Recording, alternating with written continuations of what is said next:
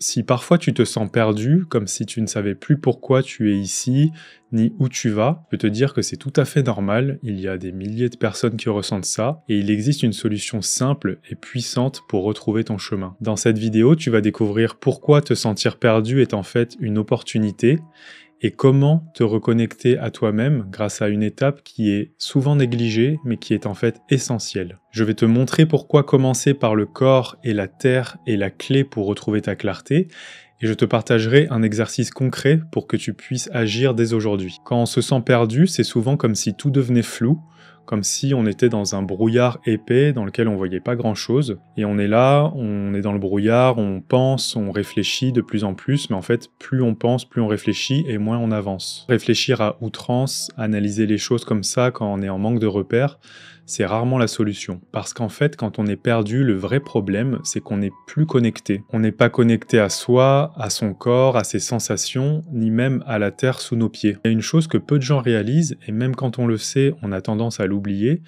c'est que retrouver son chemin, ça ne commence pas par le mental. Ça commence par le corps, ça commence par l'ancrage.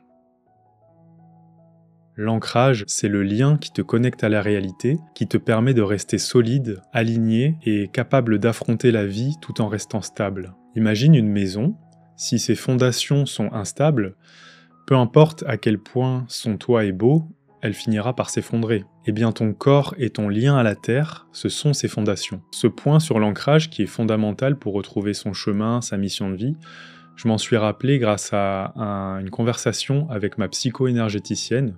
C'est une femme que je vois une fois par mois. Elle m'aide beaucoup, c'est très intéressant. Et justement, je lui ai demandé qu'est-ce qu'elle conseillerait à quelqu'un qui viendrait la voir et qui lui dirait qu'elle se sent perdue. Et elle m'a tout de suite dit, avant tout, il faut se reconnecter à la terre et au corps, parce qu'en fait, tant qu'on n'a pas ça, on peut pas après aller chercher d'autres solutions. Et c'est vrai qu'on peut avoir tendance à l'oublier, mais c'est vraiment en fait la base. Quand tu es ancré, tu es dans l'instant présent, tes pensées, elles s'apaisent, ton mental, il s'allège, tu te sens plus centré, et à partir de là, tu peux commencer à clarifier ce qui est important pour toi. Mais si tu ignores cette étape, ou si tu l'oublies, tu risques de rester coincé dans ta tête, tu risques de tourner en rond, et ton esprit peut finalement devenir un vrai labyrinthe. Donc dans ces moments-là, je t'invite vraiment à te rappeler de ça, à te rappeler de l'ancrage, de son importance. Maintenant, je vais te partager des étapes concrètes pour t'ancrer. La première chose que tu peux faire, c'est te reconnecter à ton corps.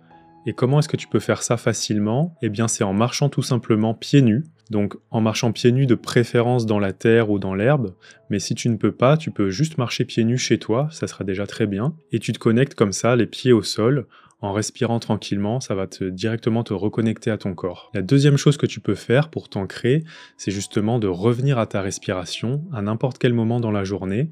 Tu peux te concentrer sur toi, sur ta respiration, tu peux fermer les yeux juste un instant et tu inspires tranquillement en visualisant que l'énergie de la terre remonte dans ton corps. Et ensuite, tu peux expirer en visualisant que toutes les tensions vont dans la terre, s'échappent de ton corps et tu te détends comme ça grâce à la respiration. Et la troisième chose que tu peux faire pour t'ancrer, pour ensuite clarifier ton chemin, c'est de créer un petit rituel.